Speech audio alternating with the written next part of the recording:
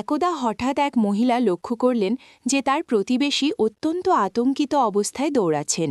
তিনি যখনই সাহায্যের হাত বাড়িয়ে দিতে চাইলেন, প্রতিবেশীটি তাকে দেখে কোনো রাক্ষস দেখার মতো ভয় পেয়ে রাস্তার দিকে ছুটে পালালেন। শীঘ্রই জানা গেল যে পুরো এলাকা জুড়ে চরম বিশৃঙ্খলা ছড়িয়ে পড়েছে। মানুষ নিজেদের প্রাণ বাঁচাতে এমনভাবে পালাচ্ছিল যেন শহরে কোনো ভয়াবহ কিছু প্রবেশ করেছে।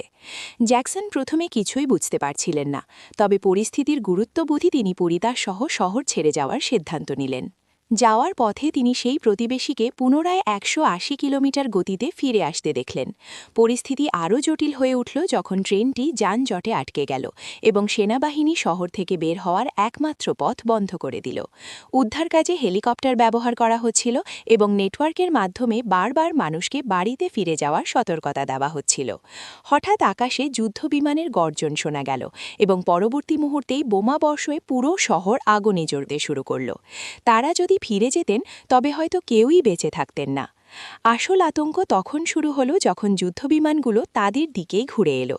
সবাই বুঝতে পারল যে সেনাবাহিনী কাউকে জীবিত ছাড়তে চায় না।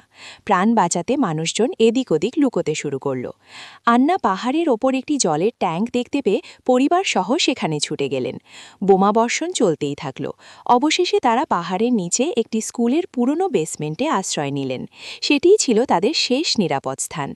দরজা বন্ধ করার সাথে সাথেই ওপরে একটি বিকট বিস্ফোরণ ঘটে।